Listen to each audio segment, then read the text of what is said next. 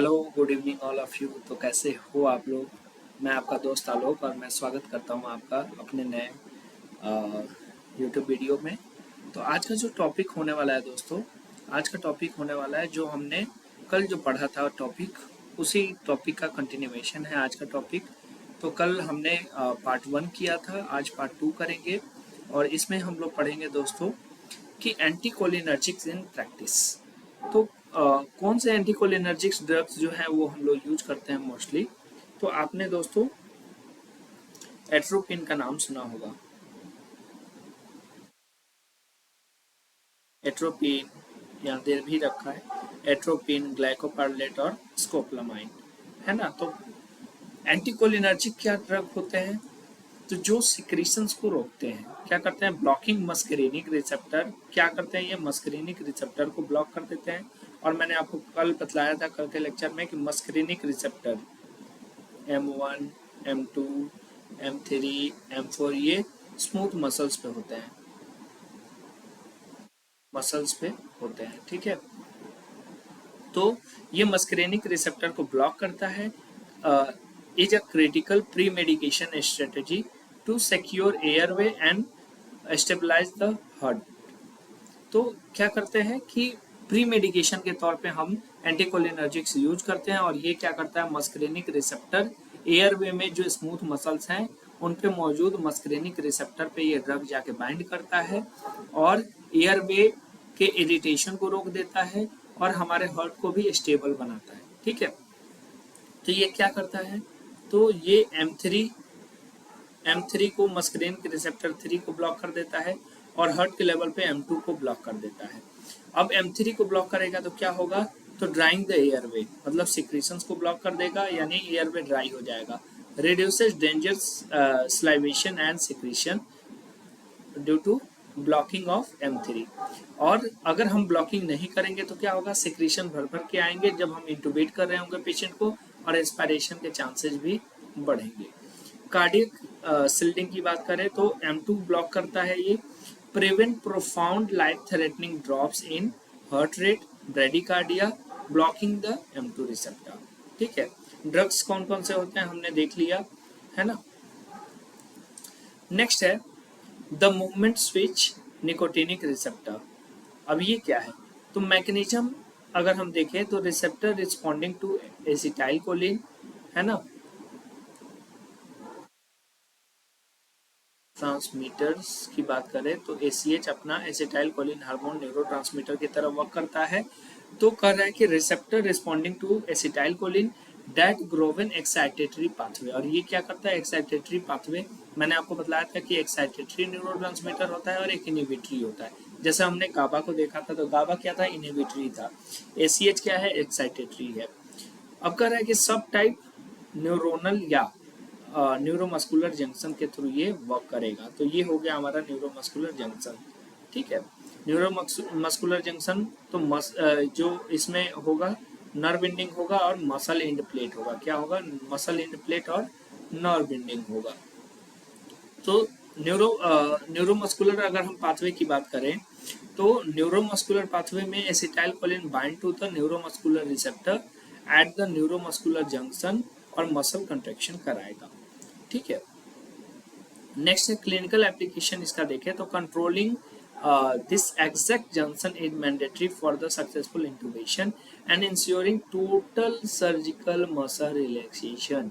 तो दोस्तों हम इसी को ACH जाके बाइंड ना हो पाए, इसी को हम कैसे प्रिवेंट करते हैं, तो मसल रिलैक्सेशन हम देके करते हैं। नेक्स्ट है अचीविंग न्यूरोमस्कुलर ब्लॉकेज की बात करें तो drug acting on neuromuscular receptor to paralyse skeletal muscles, क्योंकि स्केलेटल मसल्स को हम पैरालाइज कर पाते हैं।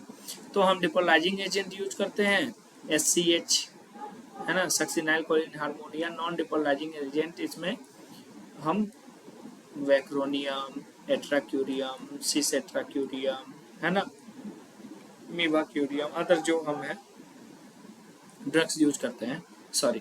तो इसमें हम बात करते हैं मैकेनिज्म, तो mimic acetylcholine to overstimulate the then block the receptor. तो कह रहा है कि ये मिमिक कैसे कर पाता है एसिटाइलकोलिन हार्मोन के जैसे, कैसे ये एक्ट कर पाता है। तो सक्सिनाइलकोलिन और कुछ नहीं है, 2 मॉलिक्यूल ऑफ ACH है। अगर केमिकली फॉर्मुलेशन इसका देखें तो ये ACH के जैसे ही लगता है और ये जाके ACH के रिसेप्टर को बाइंड कर देता है और ये ACH जैसा मिमिक करता है ना। की एजेंट क्या है, तो सक्सिनाइलकोलिन हार्मोन है, ठीक है। नॉन डिपोलाइजिंग एजेंट की बात करें तो ये कॉम्पिटिटिव ब्लॉकर ब्लॉकेट सोच करता है। तो कॉम्पिटिटिव ब्लॉकर कैसे ये सोच करता है, तो competitively block acetylcholine from binding at all. तो कह रहा है कि ये ACH के जैसे नहीं दिखता है, एसिटाइलकोलिन हार्मोन के जैसे मिमिक नहीं करता है, ये ACH के रिसेप्टर को जो है जाके कंप्लीटली बाइंड कर देता है। अब कंप्लीटली बाइंड कर देता है, जैसे मान लो कि आपके क्लास में कोई ऐसा बच्चा है ना, जो आपके क्लास का नहीं है, लेकिन वो आके आपके जगह पे बैठ जाए, ठीक है, और किसी भी फोर्स के थ्रू जो है वो आप उसे उस जगह से रिप्लेस नहीं कर सकते, है ना। उस तरह का वर्क करता है कौन, आपका नॉन डिपोलाइजिंग एजेंट, किसके साथ, एसिटाइलकोलिन हार्मोन के साथ। की एजेंट की बात करें तो जो मैंने एग्जांपल्स बताए, वेक्यूरोनियम, एट्राक्यूरियम, रोक्यूरोनियम, पेनक्यूरोनियम, सिसएट्राक्यूरियम, बहुत सारे इसके एग्जांपल्स हैं। Others are precise development of these agents guarantees safe airway management and optimal surgical access. Next है द सिंपैथेटिक इंजन या एड्रेनर्जिक रिसेप्टर की बात करें तो ये भी बहुत इंपॉर्टेंट रिसेप्टर है point of view of pathway activated by ADR और नॉर ADR, एड्रेनालिन और noradrenaline to manage sympathetic systemic haemodynamics. तो कैसे वन करता है, तो एड्रेनर्जिक अल्फा 1 जो है वो वास्कुलेचर पे पाया जाता है, derives vasoconstriction and increase blood pressure. Agent इसका क्या है, तो फिनाइलिपिनेफ्रिन है। नेक्स्ट है अल्फा 2 जो सेंट्रली वर्क करता है, decreases sympathetic activity, yielding sedation और analgesia, crucial for ICU sedation. इसमें डेक्समेडेटोमिडीन इसका एग्जांपल हो गया। बीटा 1 जो रिसेप्टर है वो कहाँ पाया जा रहा है, हार्ट पे पाया जा रहा है। ये क्या कर रहा है, increases heart rate and boost cardiac output. ये कार्डियक आउटपुट को क्या कर रहा है, बढ़ा रहा है, कार्डियक आउटपुट को बूस्ट कर रहा है। और बीटा 2 जो है ब्रोंकाई में पाया जा रहा है, जो ब्रोंकोडाइलेशन और करा रहा है और एयरवे को क्या कर रहा है, ओपन कर रहा है। तो इसका एग्जांपल जो है सल्बुटामॉल हो गया। आप देखते भी होंगे प्री ऑपरेटिवली हम क्या करते हैं, पेशेंट को नेबुलाइज करते हैं सल्बुटामॉल से, है ना, अगर ब्रोंको कंस्ट्रिक्शन हुआ है तो हमने एड्रेनर्जिक रिसेप्टर पढ़े, जो एड्रेनर्जिक जो रिसेप्टर है वो एड्रेनर्जिक हार्मोन से है, उनसे रेगुलेट होंगे ADR और नॉन ADR से, ठीक है। और ये पाए कहाँ कहाँ जाते हैं, तो ये इनके 4 जो है वो कैटेगरीज है, alpha 1, alpha 2, beta 1, beta 2। Alpha 1 जो है वास्कुलेचर पे, ब्लड वेसल्स पे पाया जा रहा है। अल्फा 2 जो है वो सेंट्रल लेवल पे पाया जा रहा है, आपके ब्रेन में, स्पाइनल कॉर्ड में पाया जा रहा है। और जो बीटा 1 है वो कहाँ पाया जा रहा है, हार्ट पे पाया जा रहा है। और जो बीटा 2 है वो ब्रोंकाई में पाया जा रहा है, ठीक है दोस्तों, आगे बढ़ते हैं।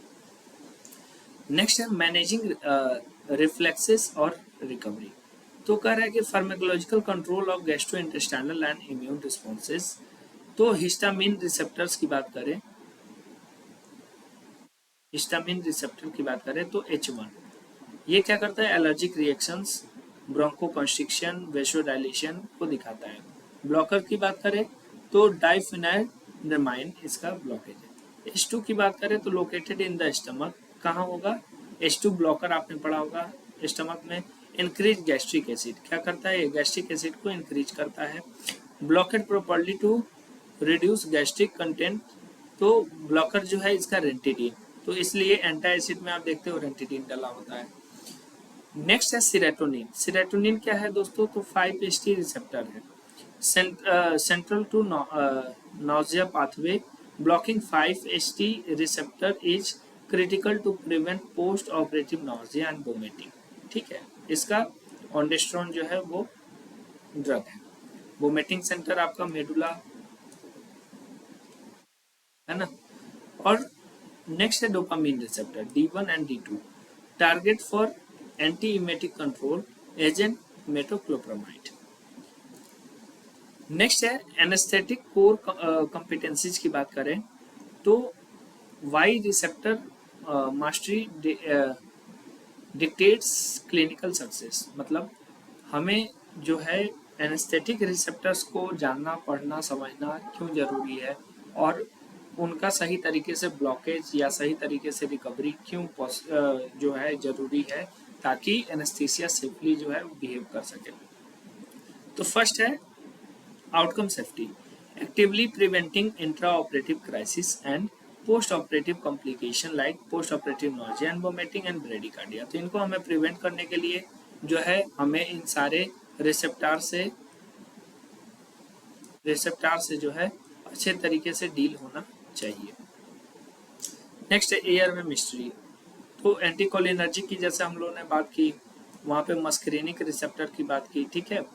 तो chemically controlling protecting reflexes and dangerous secretions, ठीक है। नेक्स्ट है सिलेक्शन प्रिसीजन। तो choosing the exact required anaesthetic agent based on mechanism not just habit, मतलब आपको ऐसा नहीं है, आपको मैकेनिज्म वाइज या पेशेंट के वाइज जो है सिलेक्ट करना है। ऐसा नहीं कि डेली बेसिस पे आप एक ही ड्रग जो प्रिस्क्राइब करते हो वही प्रिस्क्राइब करके और आपने सर्जरी कर दी। नेक्स्ट है एनाल्जेसिक कंट्रोल। तो एनाल्जेसिक कंट्रोल की बात करें तो managing pain effectively across multiple intersecting neural pathways. Cardiovascular stability की बात करें तो maintain safe blood pressure, heart rate parameters under the extreme surgical stress. Next है quick reference the receptor lexicon की बात करें तो इसमें सारे रिसेप्टर्स, ये एक प्रकार का आपका समरी जो है गाबा ए, इसका प्राइमरी इफेक्ट क्या होगा, सिडेशन और हिप्नोसिस होगा। की ड्रग्स जो है जो गाबा ए को ब्लॉक करेंगे वो क्या है, प्रोपोफॉल और मिडाजोलम।